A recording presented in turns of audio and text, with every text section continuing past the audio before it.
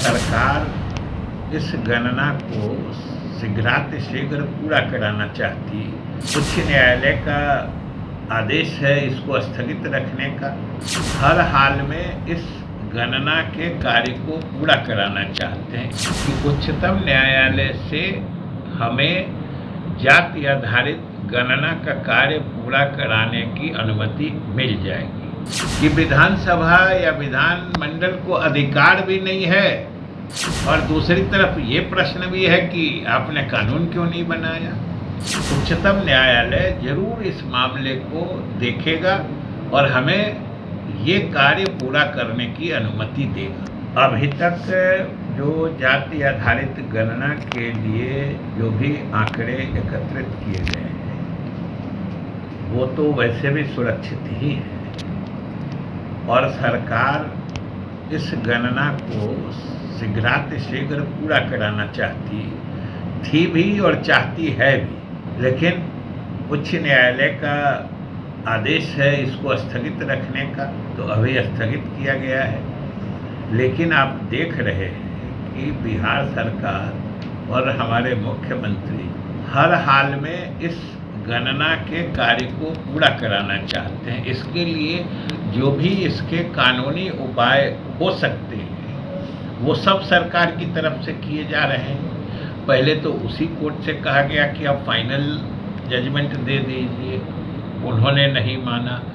तो अब माननीय उच्चतम न्यायालय में इस मामले को सरकार ले गई है, और हमें पूरी उम्मीद है कि उच्चतम न्यायालय से हमें जाति आधारित गणना का कार्य पूरा कराने की अनुमति मिल जाएगी। वो इसलिए कि जो उच्च न्यायालय ने आदेश दिया है उसमें कई तरह की बातें हैं। जैसे वो दोनों बात कह रहे हैं कि इसमें आप वही सारे चीज या आंकड़े इकट्ठा कर रहे हैं जो आम जनगणना में ली जाती है। आप वो आदेश पढ़िएगा, उसमें ये भी लिखे। तो सवाल है कि आम जनगणना में जो आंकड़े या जो सूचनाएं सरकार संग्रहित करती है और उससे निजता के अधिकार का हनन नहीं होता है और लोगों की कोई गोपनीय सूचना सार्वजनिक नहीं हो पाती है, तो वही सूचना अगर जाति आधारित गणना के लिए एकत्रित की जाएगी तो उससे निजता का अधिकार का कैसे हनन हो जाएगा। और उसमें क्या पूछा जाता है? पिता का नाम, पति का नाम, किस जात के हैं, किस धर्म के हैं, आपका पेशा क्या है, आमदनी क्या है।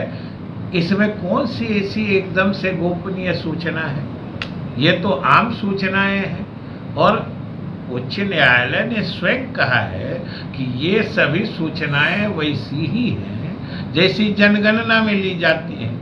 तो जनगणना में ली गई सूचना और वो सब सार्वजनिक होती है, तो अगर उससे निजता के अधिकार का हनन नहीं होता है तो फिर राज्य सरकार वही सूचना लेती है, तो उसे निजता का अधिकार का हनन कैसे होगा। दूसरी बात है कि उन्होंने यह भी कहा कि विधानमंडल ने अगर सर्वसम्मति से प्रस्ताव पारित किया तो उसने कानून क्यों नहीं बनाया।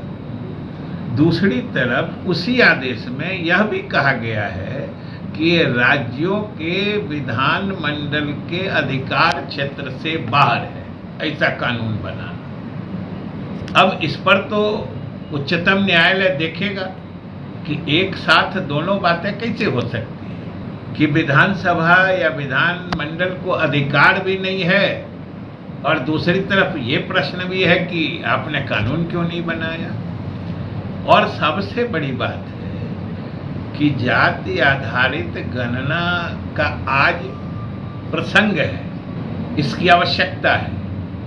सरकार की नीतियों के निर्धारण के लिए, चाहे केंद्र सरकार की नीतियां हो, राज्य सरकार की नीतियां हो, जब हम अन्य पिछड़े वर्गों में अति पिछड़े वर्ग की अवधारणा स्थापित कर चुके हैं होगी तो उनकी पहचान कैसे होगी।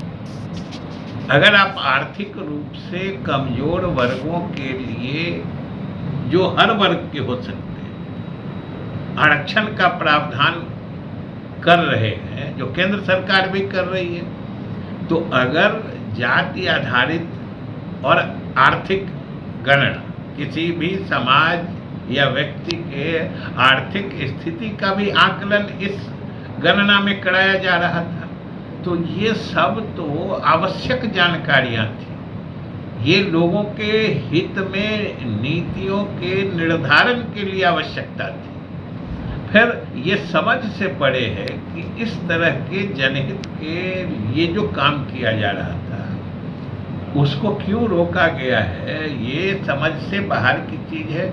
और हम लोग सरकार की तरफ से पूर्ण उम्मीद है कि उच्चतम न्यायालय जरूर इस मामले को देखेगा और हमें ये कार्य पूरा करने की अनुमति देगा। क्या कुछ कानून बनाने की भी तैयारी चल रही है कि आप लोग विधानसभा में कुछ नहीं, आवश्यकता पड़ेगा तो कानून बनाया जाएगा। और हमने तो कहा ना कि जो भी आवश्यक कदम होगा वो सरकार उठाएगी, क्योंकि माननीय मुख्यमंत्री जी और सरकार हर हालत में इस कार्य को पूरा कराना चाहती है। जो भी इसके आवश्यक वैधानिक उपाय होंगे वो किए जाएंगे। अभी तक तो जो सभी विपक्षी दलों के साथियों को या नेताओं को एक साथ करने की मुहिम है, जो मुख्यमंत्री नीतीश कुमार जी के अगुवाई में चल रहा है, अभी तक तो ये पूर्ण रूप से सफल दिखता है कि जहाँ जहाँ भी बातें हुई हैं सब जगह सकारात्मक बात हुई है।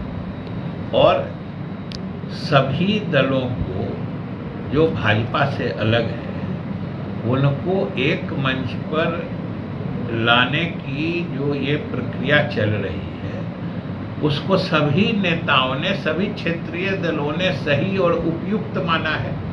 और सब लोगों ने इसमें सहमति जताई है कि हम सबको साथ आना चाहिए। और अभी ही उड़ीसा की बात लेके बहुत लोग बहुत कुछ चला रहे हैं, तो मुख्यमंत्री जी जो गए उनसे जो बात हुई, और चाहे नवीन पटनायक जी ने जो कहा है इसमें तो कोई विरोधाभास है नहीं। उन्होंने कहा है कि हम अपना जैसे अलग लड़ते हैं लड़ेंगे, और अभी तक तो हम लोगों ने कोई ये कहा नहीं है कि नहीं हम उनके खिलाफ लड़ेंगे, तो अभी तक कहाँ विरोधाभास है। इसलिए सभी जो प्रयास मुख्यमंत्री जी के चल रहे हैं वो अभी तक पूर्ण रूप से सफल है। और अब इसमें फिर कांग्रेस या कांग्रेस की जिन लोगों से बात होगी उन सबों को मिलाकर सबों की सहमति से तिथि और जगह का निर्धारण होगा। और अगर सभी दल को मंजूर होगा, सभी नेता की इच्छा होगी कि अगर पटना ही में हो, अगर सब चाहेंगे तब, नहीं तो सबको सबकी सुविधा जहां होगी वही बैठक होगी और सबको जो सूट करेगा उसी हिसाब से तिथि निर्धारित की जाएगी।